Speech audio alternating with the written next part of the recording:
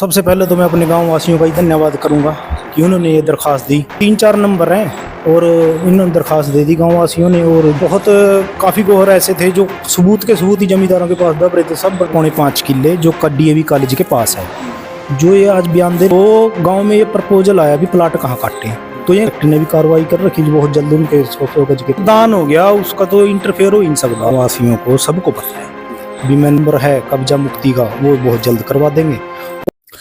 दोस्तों, सैदुपुर गांव का जो मामला आप सबने देखा है, जिस तरह से काफ़ी संख्या में महिलाएं पुरुष BDPO कार्यालय में पहुंचे हुए थे। पंचायती ज़मीन का जो मसला था, उनसे बातचीत की थी। लगभग 40 किलो की वो बात कर रहे थे। तो इस वक्त सैदुपुर गांव के जो सरपंच है, सर्वसम्मति से चुने हुए हैं सरपंच। तो चलिए एक बार बातचीत करने का प्रयास करेंगे और जानेंगे तमाम मामला किस संदर्भ में वो लोग एकत्रित हुए, क्या इनके पास भी वो लोग अपनी मांग को लेकर गए थे, या जो भी पूरा मामला है। जी सरपंच साहब, स्वागत है आपका। नमस्कार जी, आपका भी धन्यवाद जो आप यहाँ तक आए। जी, तो क्या कुछ मामला है आपके गांव के? आज लोग काफ़ी संख्या में इकट्ठा हुए और जो 40 किलो का मैटर, पंचायती ज़मीन का कब्जा। देखो, सबसे पहले तो मैं अपने गांव वासियों का ही धन्यवाद करूंगा कि उन्होंने ये दरख्वास्त दी, क्योंकि मैं कल्ला सरपंच नहीं, हर एक गांव का ये सरपंच इस बात के हक में होता है कि जो पंचायत के नंबर है ना, उस पर कब्जा ना हो। और कहीं ना कहीं सरपंच उसको कब्जा मुक्त करवाने की कोशिश करता है तो बड़ी समस्याएं पैदा होती हैं। तो जो मेरे गांव के देखो कितने बढ़िया आदमी हैं, खुद चल करके आए भी, सारे जितने भी नंबर हैं सब खाली होने चाहिए। तो मेरे गांव में वैसे तो कब्जा मुक्ति है गांव, 3-4 नंबर हैं और इन्होंने दरख्वास्त दे दी गांव वासियों ने। और जैसे ही आदेश आएंगे निशानदेही करा के उनको भी कब्जा मुक्त करा। तो आप इस बात के पक्ष में हो कि पंचायती भूमि जो लोगों के किसी के पास कब्जे में है, वो छूटनी चाहिए? बिल्कुल बिल्कुल, मेरा तो पहले दिन से प्रयास है कि जो भी पंचायती भूमि है, मैंने तो ना जितने गोहर बनाए, 6 गट्ठे के, 4 गट्ठे के, 3 गट्ठे के, जितने भी जमींदारों के पास गोहर दब रहे थे सब खलवा दिए।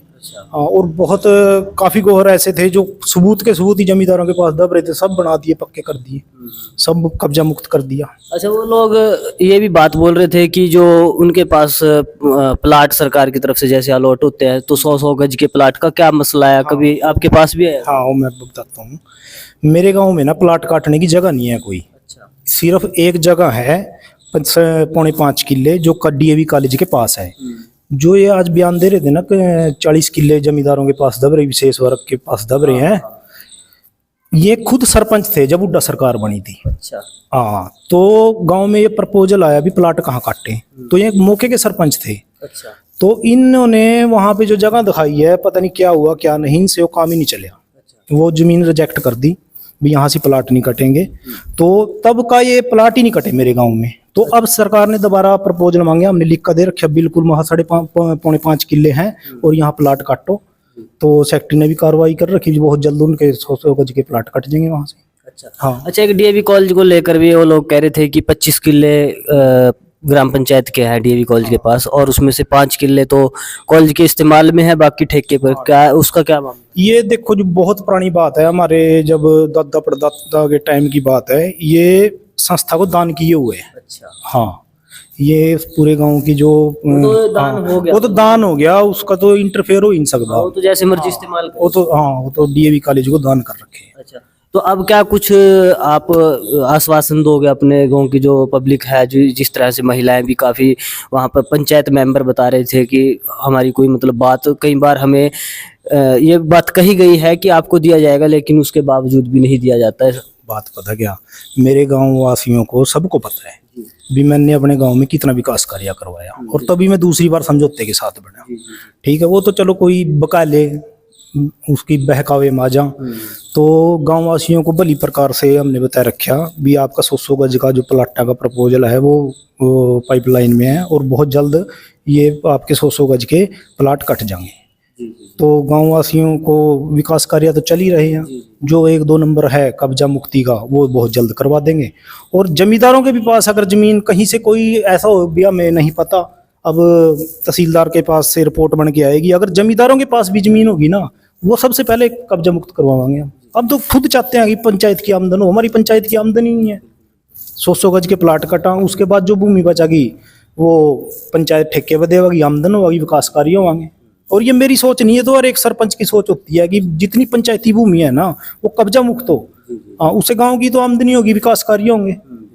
ये बात है। तो आप उन लोगों के बिल्कुल कंधे के से कंधा मिलाकर खड़े होंगे। ये बात तो वो अपने खुद मुंह से बोल देंगे। जी। हाँ, कंधे से कंधा मिला के कोई मेरे गांव में ये नहीं बात कह सकता विकास कार्य नहीं हुआ है। मेरे गांव का तो यमुनानगर तक है, पूरे ब्लॉक में सब मेरे गांव का उदाहरण देते हैं। सैदुपुर गांव इतना देखो, विकास कार्य अगर गांव में करवाने हैं ना तो थोड़ी बहुत ही कुर्बानी तो देनी पड़ती है।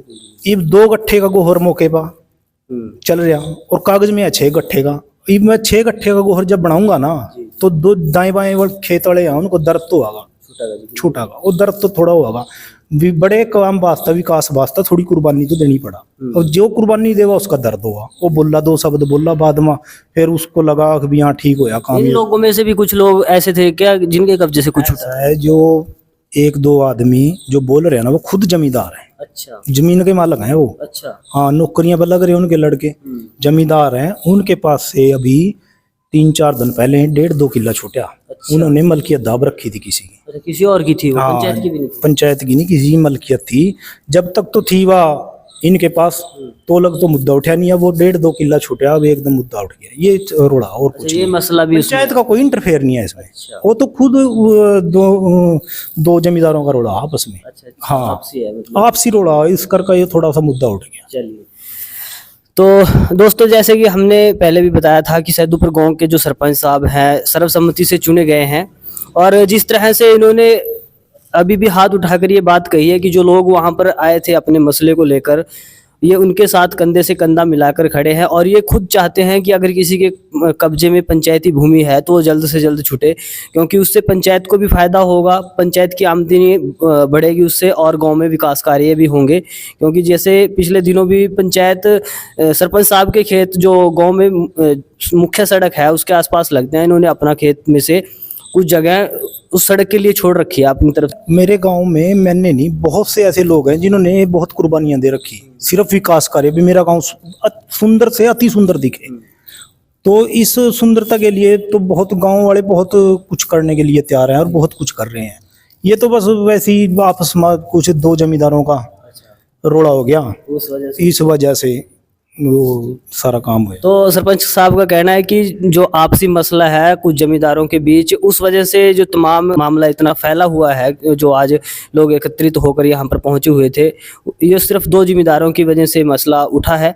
अदरवाइज गांव में इस तरह की कोई समस्या नहीं है। अगर इनके संज्ञान में अगर कोई समस्या ऐसी आती है तो ये साथ मिलकर उसको दूर करने का प्रयास करेंगे।